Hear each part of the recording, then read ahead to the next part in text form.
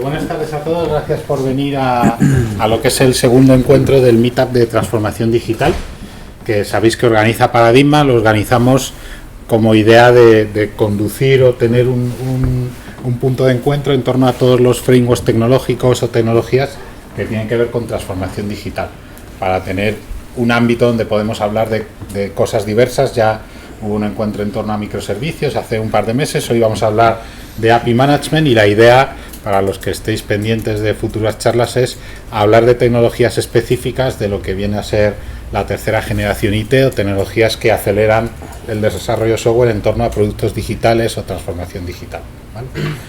Os lo digo para que sintonicéis próximas charlas que demos, para que sepáis de qué va a ir todo lo que se convoque dentro de este Meetup. Hoy, como decía, vamos a hablar de API Management, que tal como nosotros lo vemos es una de las tecnologías que más ayudan, sobre todo en entornos organizacionales grandes, a impulsar canales digitales y transformación digital. Y bueno, la charla la van a dar Miguel Garrido y Raúl Galán, y les dejo ya la palabra para tratar de ser lo más breves posible y no comernos el Barça Atleti, para el que lo quiera todavía ver, ¿vale? Venga, pues empezamos sin más. Buenas tardes, primero agradeceros la presencia a todos. Venimos a hablar de APIs, y el domingo pasado estaba yo cenando con mi hermano, con mi cuñada, y vi que mi cuñada tenía encima un smartphone, un smartwatch, aparte sacó el Fitbit con el que se va a entrenar, y creo que tenía algún otro dispositivo encima, un wearable, y decías, madre mía, ¿cómo? Y veías que el smartphone hablaba con el smartwatch, que el Fitbit le transmitía cosas a internet, a la nube, y a su vez luego la veía en el móvil y te enseñaba los entrenamientos, etcétera. ¿Cómo se habla en todo esto? Pues algún tipo de contrato tienen que establecer entre ellos, y esto no es más ni menos que las APIs. ¿Pero qué es un API? Pues un API no es más que un conjunto de reglas y especificaciones que las aplicaciones pueden seguir para comunicarse. Es decir, es el contrato que establece quién consume un servicio y quién los pone. A nosotros lo que nos interesa en realidad en estas charlas no son todas las APIs, sino sobre todo las APIs web, que son aquellas que se van a exponer a través de API Management System, pero esto lo veremos un poquito más adelante. Es importante distinguir la diferencia entre un servicio y la API en sí. La API no es más que la manera de consumir un servicio. El ejemplo del camarero y el whisky que te tomas podría ser una buena analogía entre lo que es un servicio y una API, por ejemplo. Visión de Amazon. ¿Cómo ve Amazon las APIs? Pues la ve como un iceberg, o un iceberg, en el que las web APIs serían la punta del iceberg, o sea, lo que sobresale, y todo lo demás serían las APIs de las organizaciones internas. Para que veáis que las APIs web a lo mejor es un 5%, un 10% de todas las APIs que hay. Pero de cara al público en general o a los dispositivos son las más importantes. Un ejemplo, o una anécdota. Año 2002. El director ejecutivo de Amazon, que por entonces no era más que una simple tienda de libros de internet, manda un correo a todos sus empleados con los siguientes puntos. Todos los equipos exponen sus datos y funcionalidad a través de interfaces de servicios. Los equipos deben comunicarse entre sí a través de estas interfaces. No se va a permitir otra forma de comunicación, solo a través de llamadas que utilicen interfaces de red.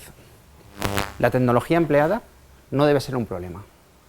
Y todas estas interfaces, sin excepción, deben ser diseñadas con el objetivo de ser externalizables. Y al final termina el correo diciendo: todo aquel que no siga las directrices será despedido. Tened un buen día. Año 2002. ¿Dónde está Amazon hoy? Amazon hoy no es una tienda de libros, es el principal proveedor de cloud, por lo menos en modelo IaaS, con mucha diferencia sobre todos sus competidores. APIs Everywhere. Antes os contaba la anécdota de mi cuñada, pero lo cierto es que cada persona se calcula que ahora mismo tiene 2 dispositivos conectados a Internet. Y se prevé que para 2020 sean el doble, o sea, unos 4 dispositivos por habitante del planeta. Además, todos consumiendo APIs de manera directa, de donde queramos y de cualquier dispositivo. No va a ser raro que los coches estén enchufados a Internet, móviles, ordenadores, por supuesto, utilities, smartwatch, de todo. Para hacernos una idea del crecimiento, vamos a ver un gráfico. En el año 2010 estábamos aquí. En el 2013, aquí. Se ha multiplicado en solo 3 años por 5 el número de llamadas a APIs web que hay. Además, estas APIs, estas llamadas, no son directamente proporcionales al tamaño de la compañía. Aquí tenemos a Twitter, que es el número 1 en llamadas diarias, 15 billones americanos por día, y es una empresa de 450 trabajadores. Le sigue Facebook con 5 billones y 2.000 trabajadores, Google tiene 25.000 trabajadores y otros 5 billones, o sea que tampoco está directamente relacionado. Vale. Estamos hablando de la importancia de las APIs, las llamadas, el crecimiento, dispositivos, etcétera. Pero de cara a nuestra empresa, o de cara si queremos hacer esto a nivel empresarial, ¿qué pasa? Necesitamos una estrategia. Y una estrategia de cómo vamos a exponer nuestras APIs, de cómo vamos a consumir APIs de terceros, de vamos a cobrar por ello, no vamos a cobrar por ello, qué APIs vamos a utilizar, etcétera. Y esto ya no solamente hablamos de web APIs, sino de APIs internas y externas. Entonces, para poder transformar digitalmente nuestra empresa necesitamos una estrategia empresarial. API Economy. API Economy no es más que una forma de monetizar las APIs, que puede ser normalmente en 2 maneras. Pay per use, es decir, pagar por usarlas. No es raro ya servicios de este tipo, que por ejemplo a partir de 5.000 llamadas se cobra tanto, de 5.000 a 10.000 tanto por llamada, etcétera. No es tan raro. O por el desarrollo de herramientas propiamente de manejo de APIs. Esto también es ya bastante habitual. Vale.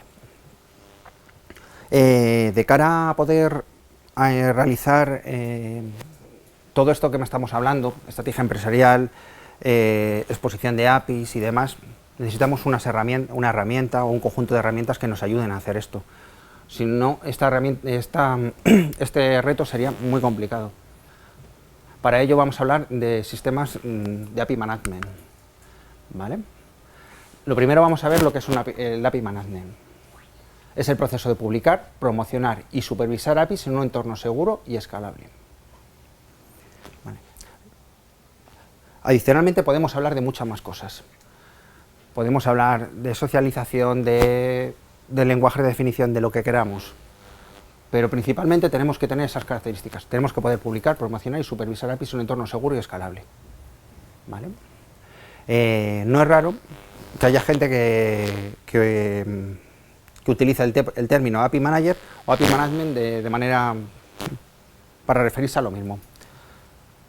Aunque normalmente el API Manager es una parte del API Management, perdón.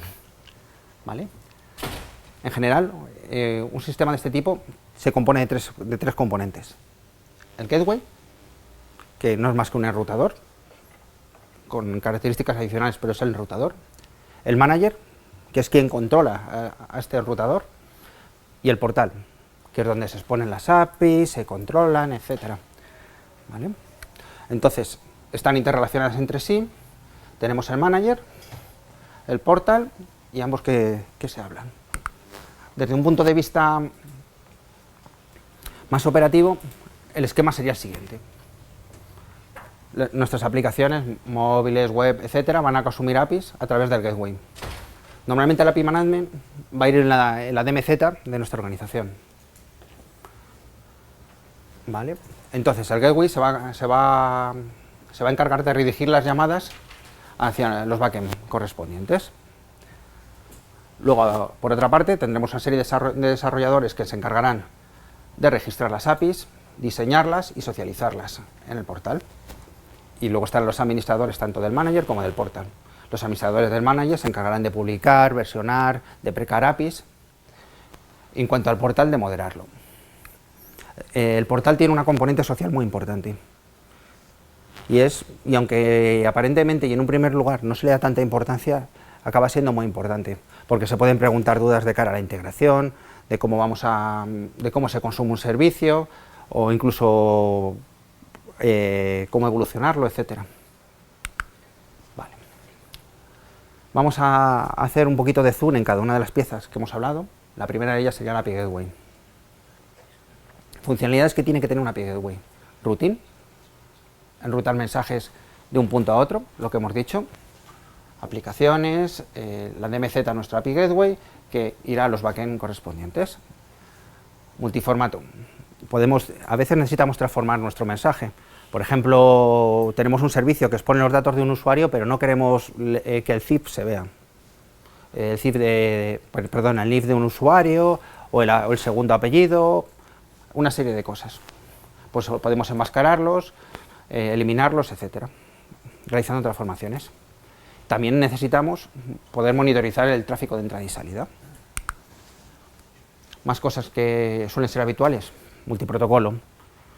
Pues tenemos que a lo mejor que escuchar HTTP, pero también a lo mejor JMS, a lo mejor MPQ, no sabemos. Tenemos que poder ser capaces de configurar políticas de uso, definir SLAs, sistemas de pago por uso, lo que hemos estado comentando. Así, y por último, y no menos importante, la seguridad. ¿Vale? Es muy habitual que nuestro API Manager escuche en HTTPS, que responda a estándares como Web Service Security, OAuth, o incluso que se integre con un gestor de entidades, como el EDAP o el que sea. Vale. Si estoy yendo un poco rápido, no tenéis más que decirlo, ¿vale? Funcionalidades de un API Manager. La primera es la edición. Tenemos que poder editar nuestras APIs. ¿Vale? Tenemos que poder gestionar el ciclo de vida. Esto es, definimos la API, la publicamos, ponemos el endpoint de nuestro backend, la versionamos, etc. Tenemos que gestionar las políticas de uso, SLAs, QoS, etc. Tenemos que monitorizar el uso de las APIs, ¿vale? Incluso podemos configurar alertas. A partir de 10.000 llamadas, manda una alerta a tal sistema. Cuando el tiempo de respuesta de los backends sea superior a 30 segundos, manda una alerta a sistemas. O incluso podemos decir, cuando el tiempo de respuesta sea mayor a 30, crea una máquina nueva para escalar el backend. Todo ese tipo de cosas podemos hacer en la red del API Manager. ¿Vale? Asimismo, podemos gestionar las políticas de seguridad. Al final, el API Manager es como configuramos el gateway. ¿Vale? El portal. El portal es la herramienta de la comunidad. ¿Vale? Se publican noticias, comentarios, hay un buscador de APIs, hay un API Store, está el sistema de testing para poder testear la API en modo mock. Es donde está la documentación, podemos ver las estadísticas de uso de las APIs, etc. No confundir esto con la monitorización. Estos serían estadísticas globales. Pues esta API tiene 5 millones de llamadas, es de las más usadas, es las más descargadas, ese tipo de cosas. ¿Vale?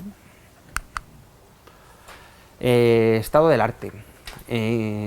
Las últimas que tenemos son de 2015. La visión de Gartner, que los API Manager que están como líderes en este momento pues son Marray, SIA Technologies, Archway, Mule, Apiary, serían para Gartner los más importantes. Para Forrester tendríamos SOA Software, SIA Technologies, Apiary, IBM. Como, por ejemplo, por lo menos de Paradigma nos interesa mucho el open source y creo que a muchas organizaciones también. Tenemos aquí a WS2, Hueso, en este punto, y Forrester lo sitúa un poquito más cerca, lo sitúa por aquí. Aparentemente es un buen producto que soporta Swagger y tiene capacidades atractivas, por lo menos todas las que hemos hablado hasta el momento. Vale. Con todo esto hemos cubierto la primera pata, que es cómo gestionamos las APIs, cómo las versionamos, el ciclo de vida, etcétera. Pero nos falta la segunda, que es cómo las definimos, cómo modelamos estas APIs. ¿Vale? Y para esto voy a dejar con mi compañero Miguel, que va a seguir con la charla. Muy bien, yo espero que os haya convencido Raúl para empezar a desarrollar y a utilizar APIs. Y como decía él, pues toda esta parte que hemos estado viendo suya de herramientas, de utilización, de lo importante que puede ser para una empresa animarse a este tipo de tecnología, en es importante, vale, damos el paso, queremos construir API, tenemos una estrategia de API definida, queremos exponer una serie de servicios, consumir una serie de servicios de terceros y me animo, vale, ¿cómo lo puedo hacer? ¿Cómo puedo hacer para mantener los servicios que expongo de forma documentada, que se documenten cuando hay un cambio en esos servicios automáticamente? ¿Qué tipo de o qué lenguaje de modelo y de definición y modelado de API vamos a utilizar? ¿Cómo lo vamos a hacer? Bien, nos surgen, siempre que vamos a hacer algo, nos surgen 1000 requisitos, muchos funcionales, técnicos, de todo tipo, por parte del cliente, incluso de nuestra organización. Y para eso vamos a utilizar fundamentalmente, y tras el descalabro de Waddle, que trató de ser un WSDL de servicios SOAP, pero para API REST, surgió inicialmente el lenguaje de definición Swagger, luego se incorporó Blueprint y finalmente, recientemente, el más reciente de todos, en incorporarse ha sido Ramel, ¿vale? Para cubrir todas estas necesidades que han ido surgiendo. En la primera versión de Swagger había algunas funcionalidades que no estaban muy cubiertas y recientemente también ha salido la versión 2 de Swagger que cubre todas estas funcionalidades. Es importante saber que con estos lenguajes, lo importante de estos lenguajes es que gracias a un editor, a un simple editor de texto, normalmente, podemos generar código de todo tipo, PHP, Ruby, Java, Python, .NET, JavaScript, podemos generar clientes, podemos generar servidores. En muchos casos, ahora enseñaré una herramienta que te permite, en función o a partir de la definición de ese API, te genera ya clientes en Spring MVC, para Java, en Python, PHP, lo que quieras, tanto clientes como servidores, que te generan esos servicios que ya has definido, te generan un esqueleto para que tú ya puedas empezar a desarrollar sobre ellos, el desarrollador pueda desarrollar sobre ellos.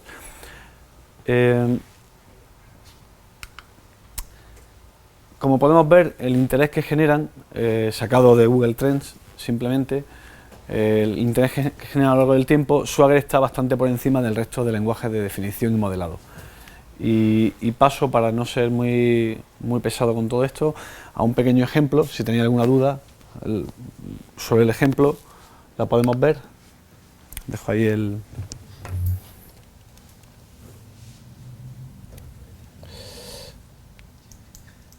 Ya os digo, un ejemplo no muy denso, en el que podemos ver una herramienta. Nosotros desde Paradigma somos agnósticos de la herramienta que queráis utilizar. Se puede utilizar cualquier tipo de herramienta, cualquier tipo de editor. En este caso estamos utilizando un editor que el site de Swagger te proporciona, que puedes verlo fácilmente. Un editor de texto normal y corriente. Y lo que estamos editando es JSON, es un formato JSON. Lo bueno de este editor, las herramientas de API Management suelen tener el suyo propio. Por ejemplo, WSO2 tiene uno exactamente igual que este, pero lo tiene en cliente. Lo bueno de estas herramientas es que tú estás definiendo aquí tu API, los endpoints, los servicios que vas a exponer, perdón a los que estéis por allí, estás definiendo a la izquierda los servicios que expones, y aquí a la derecha tiene un preview de lo que estás haciendo, exactamente el endpoint que vas a publicar, los parámetros de entrada, la respuesta que va a dar este servicio, incluso puedes probar la operación que estás exponiendo. Esta es la parte de definición. Es muy importante saber, quedarse con la idea de que con un simple editor podemos definir nuestro API. Con cualquier otra herramienta, aquí hemos elegido esta de Get Sandbox, pero también los API Management tienen capacidad para moquear todos los servicios que se definen en el paso anterior. Get Sandbox, como podéis ver, permite formatos del tipo API, Swagger, Ramel, WSDL, etc. Es muy sencillo, simplemente nosotros definimos nuestro API en el editor, podemos descargar a local el fichero YAML que hemos editado, y con este fichero YAML lo podemos cargar en cualquier otra herramienta. En este caso, previamente lo he cargado aquí, y podemos ver cómo los endpoints que he definido anteriormente es muy sencillo, simplemente decirle que cogemos de nuestro ordenador el YAML que se ha generado en el paso anterior, y automáticamente, como podéis ver, te genera un mock para todos los servicios que hemos definido previamente. Estos servicios ya son, con esta herramienta, lo que nos permite es tener servicios entre comillas funcionales, son moqueados. pero ya se pueden atacar. Se pueden atacar desde cualquier cliente. En este caso, en un Postman normal y corriente podemos acceder, como podéis ver, hacemos una petición y ya nos está devolviendo el JSON que nosotros hemos definido en el editor de Swagger que nos tenía que devolver. ¿Por qué es importante esto? Bueno, para nosotros es fundamental. Aparte, y así termino con esta parte, te genera una documentación bastante rica que ya puedes, desde el momento de la definición, sin tener que desarrollar absolutamente nada, puedes consultar, navegar por ella, incluso probarla y ver que funciona, entre muchas comillas, evidentemente, el API que estamos haciendo. Probamos, tira contra el servicio moqueado y esta es la respuesta que nos ofrece. Para nosotros es fundamental esto, porque generalmente, y es un caso, vamos, en un proyecto en el que estoy participando ahora, a nosotros nos han pedido hacer un API, toda la parte de backend nos la han encargado a nosotros, y hay otra empresa, que no somos Paradigma, que está desarrollando la parte del frontal.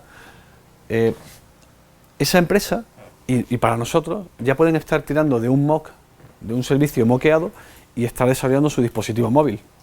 Si quieres desarrollar un dispositivo para iOS, o sea, una aplicación para iOS, para Android, una aplicación con Angular, tú ya puedes tirar contra un servicio moqueado sin tener que incordiar, entre muchas comillas, al equipo de backend. ¿Vale? Eso es muy importante para nosotros, porque así, digamos que trabajamos los dos equipos completamente desacoplados. Ellos saben exactamente dónde tirar y nosotros nos vale para tener documentado todo lo que tenemos que hacer nosotros. ¿No? O sea que estas tres herramientas, el editor, el moqueador, el editor y el moqueador son fundamentales porque ya podemos tener acceso a cualquiera de ellos. Estas son herramientas libres, las tres que os he enseñado. Y aquí, como comentábamos antes, esto es un ejemplo de ese mismo API Management, de esa misma herramienta de API Management instalada en local, que te permite examinar las APIs que tienes, como podemos ver por aquí, crear una nueva API. Lo interesante es que te permite crear una nueva API a partir del fichero que hemos visto antes que me descargaba del editor, o puedes hacerla tú. Si quieres diseñar una nueva API, puedes hacerlo editándola desde cero. Y esa funcionalidad de edición y de moqueo del API te la ofrece este producto. En este caso, este producto es WSO2, que es el que decía mi compañero, open source. Tenemos Mule, tenemos el de IBM también, hay de todo tipo. Así que nosotros hemos utilizado este, bueno, trabajamos con cualquiera de ellos, os digo, somos completamente agnósticos. ¿Es un proyecto descargable, no? Sí, es un descargable. De hecho, es un descargable que, si te das cuenta, aunque está ejecutándose en local. O sea, yo lo tengo descargado y lo arranco y ya tengo mi propia definición. O sea, aquí puedo ya definir mi API, navegar por ellos, crear usuarios que pueden consumir servicios, añadir nuevos servicios. Puedes hacer mock, sí, prototipo, lo que se llama la parte de prototipo. Tú puedes definir un API. De hecho, estas que tengo aquí definidas, si os dais cuenta, una está publicada y otra está prototipada simplemente. O sea, una puedes publicar los endpoints como si ya fueran funcionales, ya lo he publicado en un entorno de integración o de desarrollo, de producción, o prototiparlo simplemente, es decir, no hay nada por detrás, me defino unos endpoints de entrada y lo que me va a devolver. Lo interesante de esto es que ya te pueden llamar desde el minuto cero. Eso es muy...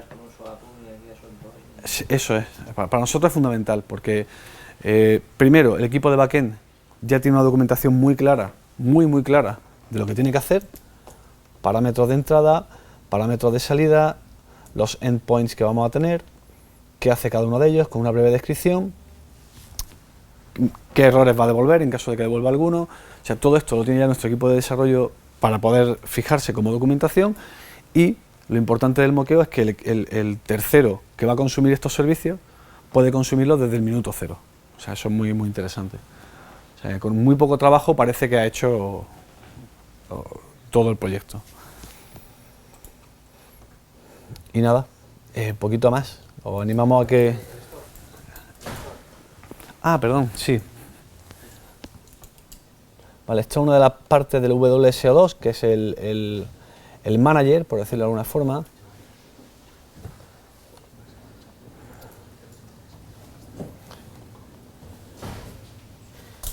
Y aquí tienes el store. Aquí se pueden ver, ya puedes ver toda la información de las APIs que ha ido publicando.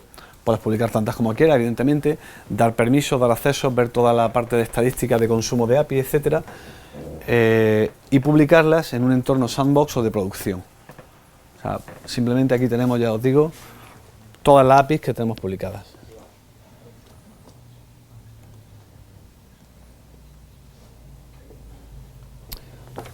Y poco más, no tiene mucho, ya os digo. Es un producto sencillo, pero que nos va a ayudar mucho en esto. Normalmente hay versiones cloud de esto, que obviamente hay que pagarlas, pero nada más que eso.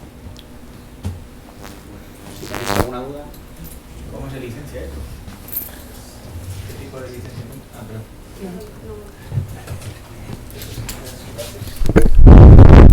Para que se quede grabado, nada. No te preocupes. Yo tenía dos preguntas. Y una, porque yo he utilizado y tengo implantado este producto, y una sugerencia con respecto a este producto. Estoy en la parte de gobierno, estamos decidiendo implantar o definiendo esta estrategia de APIs en la parte de BVA ZIP. Y tenemos dudas en el lenguaje de modelado. Ya sé que me habéis dicho que sois agnósticos, pero yo os doy mi visión y a ver qué me contáis vosotros. El Swagger sí es verdad que está mucho más implantado en lo que hemos visto las RFIs en todos los API Manager, pero es verdad que el Ramel está ganando en sentido de que hay muchos proyectos abiertos que te ayudan a hacer integraciones. Entonces, ¿qué me recomendáis de las dos? ¿Sabes lo que por lo menos en la experiencia personal mía, es que el API Manager que tenéis os va a marcar el lenguaje de modelado? Lo sé. Entonces, si bien es importante el lenguaje de modelado,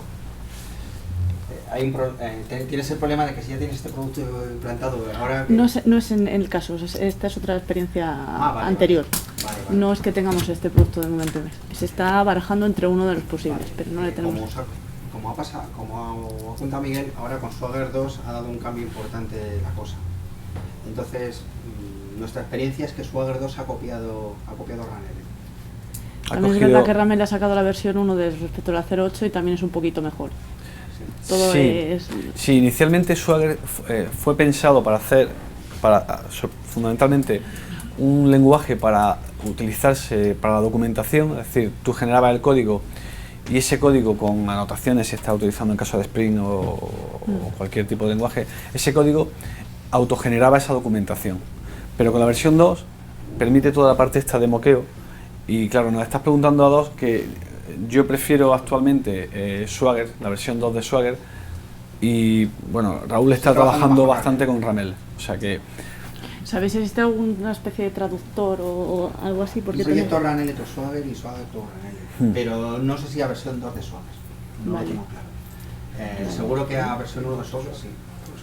De hecho, luego hay otra cosa, que ahora se ha abierto la Open API Initiative, que se basa en Swagger. Quiero decir, se han juntado Google, IBM y tal, buscando definir un estándar para la definición de APIs, y en principio se ha tomado como base Swagger 2. Si es que Swagger 2 ha copiado, yo creo que justo las carencias que decía inicialmente que le faltaban en la versión 1 o la versión anterior, la ha copiado las mejores de... Claro, yo en este caso, porque lo que sí que he visto es que Swagger, para temas de HTOAS, no está demasiado conseguido. Por lo que he leído, de hecho ahí en las RFIs se abre... La versión 2 es que yo la tengo que examinar en detalle. Claro, no, y es por preguntar también con Ramel, si Ramel eso está más orientado a ese tipo de... Se hace. De que la sí, se puede hacer sin problemas. Se puede hacer FITOAS, sí. Y no creo que la versión 2 tampoco tenga mayores problemas para hacer FITOAS. Bueno, si ves en la especificación de OpenAPI en el GitHub, hay bastantes requests abiertas para dar un mejor sistema a esto. O sea que por eso pregunto, no sé exactamente... Yo tendría que ver en detalle la especificación Swagger 2 para verlo, pero al final no es más que... FreeTOAS no te define más que una forma de seguir recursos por URL. No creo que haya ninguna limitación al respecto. Y respecto a lo que decías, pues lo que comentábamos, es que Swagger 2 ha cambiado mucho la película. Ha entrado ahora de repente y nos ha cambiado mucho la película, porque si esto me lo preguntas antes de Swagger 2 lo tendría muy claro la respuesta, que sería Ranelli. Fijaos lo que decía antes, que se me ha pasado a hacer la parte esta de generación de generación de tanto clientes como servidor en el lenguaje que elijas, la potencia que te da a la hora de editar. No sé si habéis trabajado con el editor este, pero si tú descargas, te guarda un proyecto automáticamente, ya con toda la parte esta te descarga automáticamente el proyecto, y es decir, te trae tu cliente Java con todos los códigos fuentes del servicio que has definido. O sea que quería hacer el inciso precisamente por eso, porque es bastante potente. Para empezar un desarrollo es muy cómodo hacerlo así. Ya os digo, yo con Ramel he trabajado menos, pero bueno, yo creo que cada uno tira un poco más a lo que conoce. Con Swagger sí que me he peleado más. Si hay una cosa también importante, que yo, siendo más partidario yo personalmente de Ramel, sí sé que tengo limitaciones a la hora de la comunidad. Es decir, hay mucha menos comunidad de Ramel que de Swagger. Y es importante a la hora de tener dudas, bugs, etcétera. Bueno, y hay que tener en cuenta cómo nació Ramel. La gente de Mule en un principio empezó con Swagger y se dio cuenta de que no les valía. Tenía muchas limitaciones y se hicieron el suyo. De ahí nació Ramel. Y ahora Swagger ha dicho, vamos a cubrir esas limitaciones, y en eso están. Habrá que testarlo bien y ver si de verdad ha cubierto todo, pero parece, ahora por ejemplo ya es top down, que antes era bottom up, o sea, ha cambiado muchísimas cosas. Por lo que veo a Piari lo dejamos a un lado porque no tiene mayor trascendencia. De hecho, creo que API se ha sumado a la Open API Initiative esta. Creo que por lo que vi que Open API se ha sumado a la Open API Initiative, que es Swagger. O sea que creo, igual estoy hablando de memoria. ¿Cómo han desertado? Esto no lo digo con la boca pequeña, digamos. Ajá. Bueno, ya os digo, nosotros animamos, bueno, es que nosotros la mayoría, por no decir todos los proyectos que hacemos en Paradigma son APIs, y en nuestro día a día este entorno. Un poco el proceso de generación de los que es partir una API desde cero. Entonces, ¿cómo sería primero? ¿Cómo sería un poco el proceso? El proceso, yo empezaría por aquí, a definir exactamente qué es lo que vas a ofrecer. Bueno, evidentemente, como decía Raúl, sin una estrategia de API, o sea, qué quiere ofrecer, cómo va a consumir tu servicio y qué quiere ofrecer. Para nosotros, por ejemplo, y sobre todo en el marco de esta transformación digital, es fundamental que el cliente que quiere transformarse digitalmente y que sabe que necesita, digamos, abrirse un poco al mundo, conectarse con clientes, conectarse con proveedores, exponer su negocio a través de APIs, saber exactamente qué quieres poner, cómo lo quieres poner. Una vez que tienes más o menos claro lo que, pues en este caso concreto, si quieres poner una serie de listado de todos mis productos para vender, pues empiezas, digamos, a definir. Tiene un lenguaje propio, es muy sencillo, es un lenguaje sencillo de aprender, en el que tú defines todos los endpoints, y a partir de ahí, con esto, como ya te digo, puedes generar incluso el servidor, generar esto, y a partir de ahí darle funcionalidad al esqueleto que te baja esto. O sea, por ejemplo, aquí uno de estos generas tu API, y puedes meter uno de los otros tranquilamente. Sí, tranquilamente. De hecho, los ejemplos que os estaba enseñando antes son justamente importados. Si queréis podemos añadir un nuevo API con un fichero Swagger, el que me he descargado. Te dice, selecciona el fichero. El JSON, acuérdate. El JSON. Sí, el JSON. Voy a JSON. Y si te... ¿Perdona? Sí. Y si te das cuenta, podemos crear a partir del fichero, ya te pide un nombre para crear tu propia API, el contexto que va a ser la URL, pues context 2, y la versión pues 1.0. Y a partir de aquí, si os dais cuenta, fíjate que solamente diciéndole el fichero de definición que he definido en el editor anterior, ya me está diciendo estos son los endpoints de tu API, con lo que ya puedes meterlo aquí y empezar a trabajar sobre ello. Bastante simple. Al final tú lo generas y lo que le tienes que decir es justamente dónde se encuentra ese API aquí podemos ver el campo donde se encuentra el API del prototipo. Si nosotros tenemos levantado, imagínate, nuestro servicio en un Tomcat local, podemos decirle que accedan a la URL del Tomcat para que todos nuestros servicios ya se levanten y realmente ese mockup o ese prototipo tire contra servicios ya reales. En función de a medida que vayamos desarrollando nuestro servicio y vayamos desplegándolos, pues ya digamos, este API que hemos definido aquí se irá completando. Irá poniendo los endpoints, etcétera. Vale. Así que... Digamos como la desmoqueada, ¿no? Que te da por toda la documentación y todo eso. Sí. Y luego por otra parte sería el desarrollo. Sí, es que moquearla te da la posibilidad de que tu cliente o quien vaya a consumir esa información ya la pruebe. Pruébalo, ¿te vale? Sí, lo desarrollo. Es que es muy importante, ese punto es muy importante. Pruébala. ¿Te vale lo que te estoy ofreciendo? Sí, pues ya la desarrollo. Y no empezamos a desarrollar algo que luego al final no nos va a servir para nada. Primero lo pienso, la defino, la moqueo y la desarrollo. Pero después de moquearla, lo bueno es que ya puedes probarla desde cualquier dispositivo. Puedes hacerte tu mini aplicacioncita del móvil que tira contra el mockup, porque estos servicios ya es un endpoint que puede hacer cualquiera.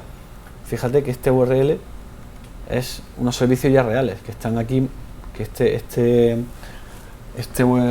Get Sandbox te permite moquearlo y ya es una URL válida.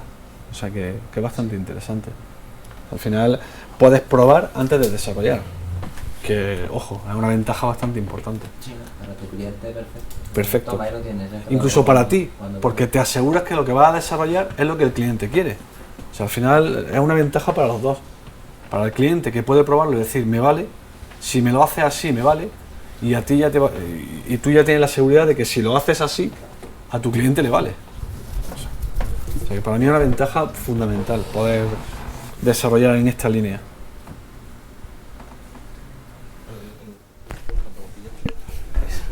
Voy con el cacharro este. Sí, esto, claro, a mí de hecho es un enfoque que me gusta, es una cosa que estamos mirando también en nuestra empresa, pero luego la pregunta es también, vale, tú tienes una primera definición, pero nunca sabes de primeras qué es exactamente, o incluso una vez que ya tienes implementación, la API crece, se modifica, cambia. ¿Cómo hacéis para mantener esa documentación viva, digamos? Primero versionando. Si te das cuenta, aquí viene la versión del API. Y segundo, esa documentación se mantiene viva. Cuando nosotros generamos un API, por ejemplo, estamos desarrollando con Spring Boot algún microservicio que expone un API REST, Spring Boot ya te da la facilidad de que con Fox ahí también. Claro, o sea, sí, exactamente, o sea, te vale cualquiera.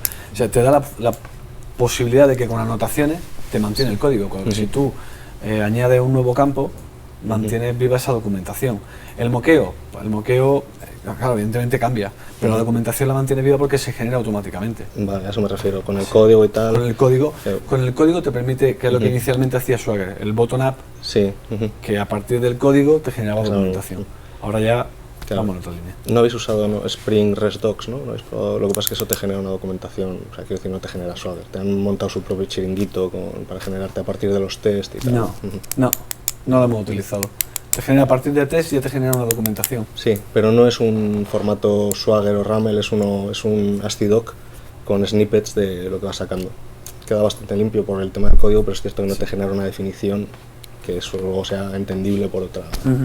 A ver, a mí me siento cómodo con esta aproximación, porque digamos que cierra el contrato con el cliente y dice, venga, va a ser así, sí, pruébalo, ¿te vale? Sí, desarrollamos. Y mis desarrolladores saben exactamente que lo que están desarrollando es lo que el cliente ya ha probado. O sea, que es que no... Pero bueno, supongo que habrá mil alternativas para poder hacerlo. Aquí... Sí. Si no, no se graba. Sí, aquí entra también a jugar la parte de gobierno, que comentaba ella. La parte de gobierno es muy importante, de servicios, es decir, cuántas versiones en paralelo vamos a tener, cuándo vamos a deprecarlas, cuántas vamos a mantener,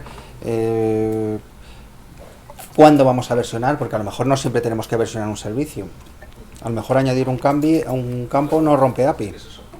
Entonces ahí no tenemos que versionar servicio. Hay una parte de gobierno importante, que va muy relacionada con esto.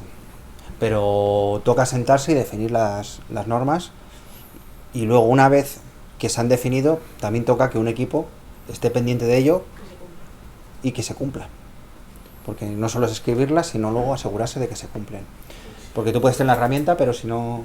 ¿Vosotros en vuestra experiencia habéis visto si la parte del gobierno se ocupa sobre todo de socializar las APIs o se ocupan los técnicos? Yo he visto más que se ocupan de vigilar que se cumpla la normativa. ¿No se meten en el terreno técnico en ese sentido? ¿Perdón? ¿No se meten en el terreno técnico? Depende de dónde des. He visto sitios en los que se metían más, sitios en los que menos. Depende del equipo de gobierno que toque, pero sí se pueden meter, ¿eh? Sí se puede meter lo técnico y decirte, oye, este campo no tiene ese... Porque ellos además, si van a validar una API... Es que nuestra idea es definir una guía de diseño y en esa guía de diseño nos metemos a nivel de cómo definir las URIs, cómo se van a definir los campos... Claro, aquí ocurre una cosa.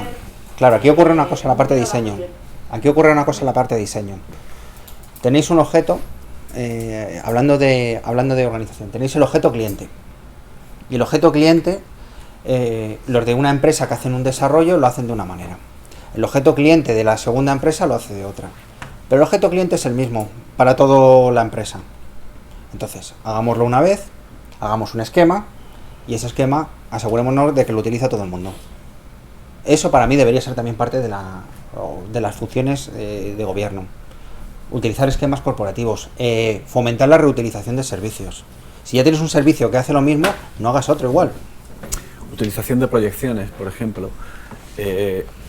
Para mí, el cliente, supongamos que para mí, mi objeto cliente lo es todo. O sea, tiene todos los campos y yo tengo un objeto con 2000 campos. Pero con el uso de proyecciones puedes pedirle exactamente al API que te dé los campos que tú quieres para ese objeto.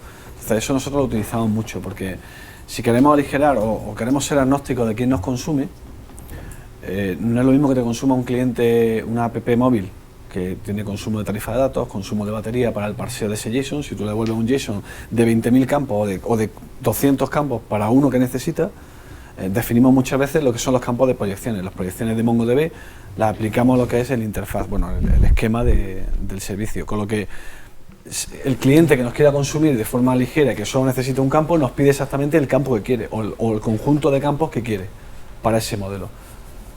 O con spam o ese tipo de cosas. Exacto, hacemos vistas reducidas de un modelo, que eso es bastante interesante también te lo proporciona. Lo hacéis todo en tipo de diseño, ¿no? El gateway no lo utilizáis para este tipo de cosas. Es lo que iba a decir. ¿Para esto? Es lo que iba a decir, se puede utilizar. Puede utilizarlo en el gateway, Sí. lo decía antes Raúl. Se puede utilizar. Puedes quitar campos, enmascararlos y puedes hacer otras formaciones. También es eso, ¿no? En vez de tener que volver a editar toda tu API, Sí. pues, Y que en función de quién te consuma, es posible que tú para un usuario, para un consumidor X, lo normal es poner en este caso dos endpoints. Estás sobrecargando un poco la API gateway ahí también. Donde tú quieras llevar tus cosas. Claro. O sea, por ejemplo, os digo, con Spring tú puedes definir vista a nivel de modelo, con lo que al final un modelo puede definirle vista reducida, vista normal y vista extendida. La vista extendida con todos los campos, la normal con los que normalmente se utilizan y la reducida con 4. Y en función de un parámetro en la cabecera que te envíen a la hora de pedirte el servicio, por ejemplo, devolver la vista reducida, la normal o la extendida. Por ejemplo, hablo un ejemplo. Al final, o que se encargue la API Gateway, que también es una de sus funcionalidades. O sea, ahí... Depende de qué gateway, no todos lo soportan las transformaciones. Claro. No todos. Como lo que hemos visto al principio es la teoría, pero no todos cumplen todo. Pero una de las cosas que aporta es lo de la composición, ¿no? O sea, yo tengo unos endpoints que son de grano fino y luego con el gateway lo que hago es una composición de una serie de endpoints para generar una entidad de... Yo eso no lo veo tan claro. Estoy preguntando.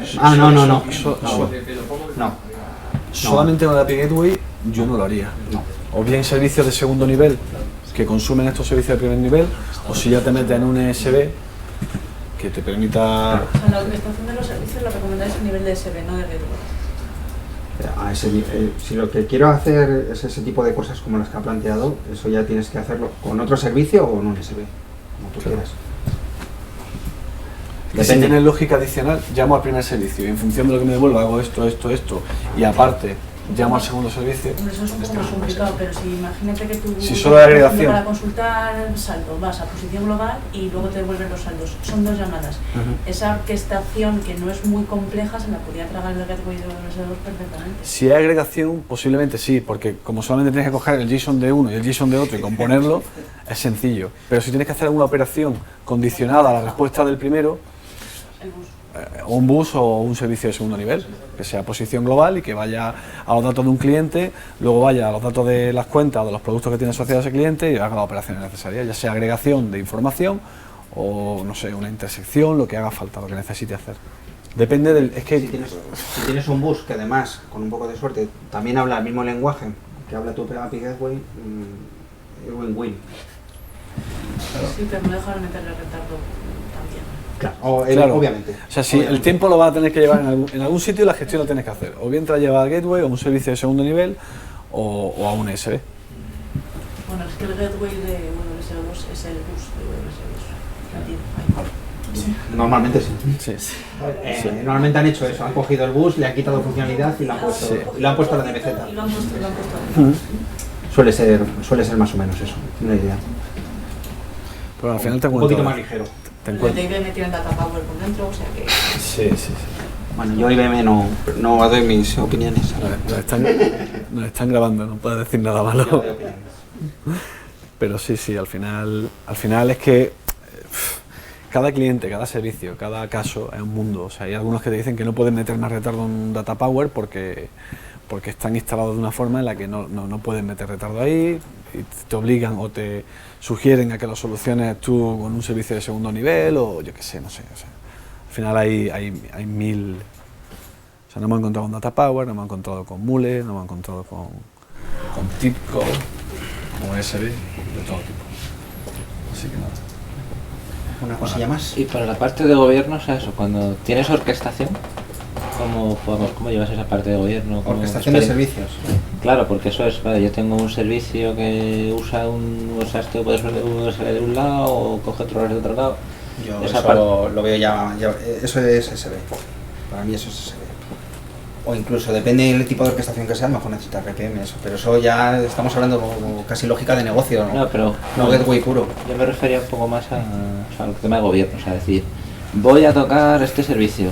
Si toco esto, ¿a quién afecta? Pues afecta a este señor de aquí, a este de aquí, eso lo tenéis contemplado. A ver, sí, es importante. Es importante, pero esto desde el punto de vista de gobierno. Es muy importante tener muy inventariado quién está consumiendo qué. Eso con este producto sí que lo tienes. Si creas usuarios, con la creación de usuarios, sabes quién está consumiendo cada API, el número de llamadas que hace, etcétera. De manera que puedes tener un inventario. Para ello es positivo que actives la seguridad. Sí, lo tienes. Creo que la mayoría de API Gateway lo tienen, implementada la seguridad. Con lo cual podrías tener un registro y una monitorización de quién te está llamando. Pero necesitas activarlo. O hacer algún otro tipo de triquiñuelas, pero vamos, lo normal es hacerlo vía seguridad. Sí. Sí, pero sí, te va por lo que has comentado antes. Después de una infraestructura ya productiva de APIs, cómo monitorizar lo que es el consumo de APIs y el consumo de recursos, ¿no? De recursos no tienes de backend, ¿hablamos? Sí. No tienes, de eso no tienes. Lo que sí puedes ver son estadísticas de, por ejemplo, de los tiempos de las llamadas y levantar alarmas en función de ciertos parámetros. Pero no estás monitorizando toda tu infraestructura desde un único punto. Eso no es así. Pero lo que sí tienes es, estoy viendo estadísticas, número de llamadas o medias o porcentajes. Hay un ban. Al final hay un ban, depende, cada sistema tiene el suyo, pero hay un ban. Donde se puede ver en tiempo más o menos real qué es lo que está pasando. Para ya pues, monitorización de los backend, hay que especificarse la monitorización de Hay que monitorizar cada backend individualmente, claro. Sí. Eso ya con el sistema corporativo que cada uno tenga montado, el que tenga nagios, el que sea, los que sean. Pero lo que sí puedes es ver o predecir si alguno se está comportando mal. Eso sí lo puedes ver. Pero monitorización activa no. por lo menos en los que yo conozco. Y si un API determinado que puesto en producción está ocasionando un problema en un backend, Sí, ese se backend se identifica como Claro, API, porque el tú, API. por ejemplo, va a estar devolviendo errores 500. Está devolviendo errores 500, pues puedes levantar alerta cuando devuelva 5 errores 500, o sea, las reglas que tú le pongas. Luego también tiene monitorización a nivel de servicio, propiamente dicho. Es decir, que el servicio no deja de ser una pieza de software que tú estás desarrollando. Por ejemplo, si hacemos, hablando de microservicios y utilizando Xtix, te da una monitorización en tiempo real de qué se está haciendo en ese microservicio. Tú estás viendo realmente el tiempo medio de respuesta, las peticiones por segundo, si está caído el circuito, es decir, si está caído el servicio, y en función de eso puedes reaccionar. O sea, que no solamente que te ayuda el API Management, te ayuda a la hora de identificar si un servicio se está cayendo en función de la respuesta, pero en tiempo real también puedes verlo a nivel de servicio, monitorizarlo, abrir una nueva instancia, poder cortocircuitar ese error y llamar, porque si se cae una base de datos puedes cortocircuitarlo y llamar a otro microservicio, o un microservicio dummy que te devuelve una respuesta siempre estándar. O sea que ya eso es a nivel de desarrollo del servicio propiamente dicho. Pero bueno, aquí a lo que se refería con el API Manager, sí, sí. Tenemos la facilidad de sí ver si un servicio se está comportando mal, sí, sí, sí. Por ejemplo, por los códigos de error. Por el tiempo de respuesta. Sí. Por el tiempo de respuesta. O sea, podemos levantar alertas en función de ciertos parámetros, y luego tenemos el propio BAN para ver el comportamiento de los sistemas. ¿Alguna cosa? Sí. No sé, ya otra persona, ¿No? Tú. vale. Todo tú. No, nada. Simplemente si habéis utilizado estas definiciones Swagger o Ramel para no lo que es la definición de la parte externa, porque va en tu API Gateway, sino por ejemplo en una arquitectura de microservicios para definir el contrato entre los servicios. Sí. De hecho, sí, yo simplemente lo utilizamos para eso. Sí. Yo principalmente con Ramel. Vale. Con microservicios, pero con Ramel. Pues el control de usuarios permite integración con el API, ¿no? Sí. Genéricamente sí, o sea, habría Depende que ir a de la cada herramienta. producto y verlo en detalle. Este puede.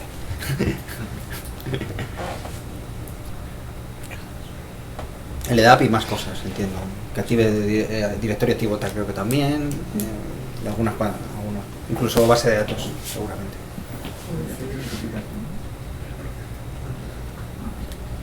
Bueno, pues si no hay más preguntas, muchísimas gracias a todos. Muchas gracias.